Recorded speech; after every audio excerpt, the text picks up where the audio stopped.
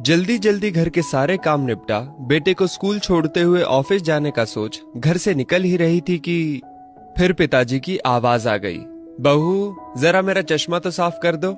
और बहू झल्लाती हुई कपड़ा ला चश्मा साफ करने लगी। इसी चक्कर में बेटा स्कूल में और खुद आज फिर ऑफिस देर से पहुंची।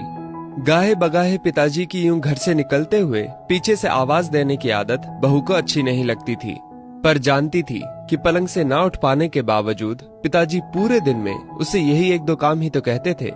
काम छोटा सा था पर ऑफिस जाने की भी तो जल्दी होती थी सुबह सुबह। एक दिन पति से चर्चा की, पति की सलाह पर अब वो सुबह उठते ही पिताजी का चश्मा साफ करके रख देती, लेकिन फिर भी घर से निकलते समय पिताजी का बहू को बुलाना बंद नहीं हुआ। दिन बीते, एक समय वो आया कि समय से खींचातानी के चलते अब बहू ने पिताजी की पुकार को अनसुना करना शुरू कर दिया। एक दिन ऑफिस की छुट्टी थी तो बहू ने सोचा क्यों ना घर की साफ सफाई कर लूं। अचानक पलंग से नीचे गिरी पिताजी की डायरी हाथ लग गई। उसे पलंग पर उठाकर रखते हुए उत्सुकता हुई कि देखूं तो सही पिताजी सारा दिन क्या लिखते रहते हैं। यही सोचकर यूं ही खोल दिया एक पन्ना।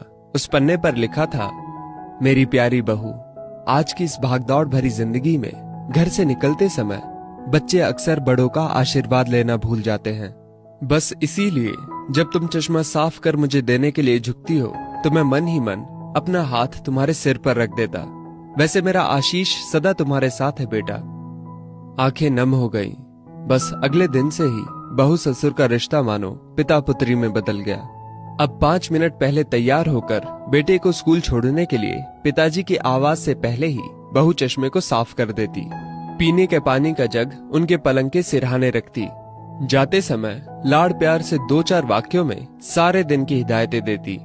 कभी उनके फल या दवाई ना खाने का उलाहना, और अंत में, अच्छा बाबूजी ऑफिस को देरी हो रही है, चलो बेटा बाबूजी को बाय बोलो, कहकर घर से निकलती। बूढ़ी हड्डियों में ना जाने कैसे ताकत सी आने लगी। दवाई वही थी पर सेहत में सुधार 10 गुना होने लगा था। पिताजी स्वस्थ होने लगे थे, परंतु अचानक एक दिन हृदय गति रुक जाने से स्वर्ग से तार गए। उनके अंत समय में उनके मृत देह के चेहरे पर संतुष्टि के भाव की भी पूरे परिवार में खूब चर्चा हुई थी। आज पिताजी को गुजरे ठीक 2 साल बीत चुके हैं। आज भी बहू रोज घर से बाहर निकलते समय पिताजी का चश्मा साफ कर उनके टेबल पर रख दिया करती है।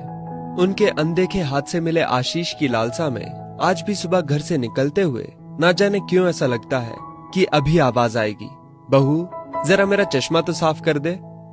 माता पिता का दृश्य आशीष ही ईश्वर की कृपा दृष्टि है।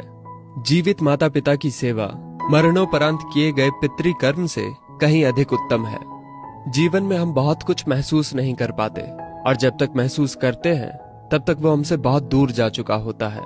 आइए इन बूढ़े वृक्षों को जल रूपी स्नेह तथा सेवा रूपी खाद से संजोकर फिर से युवा, स्वस्थ तथा हरा भरा करने का प्रयास करें।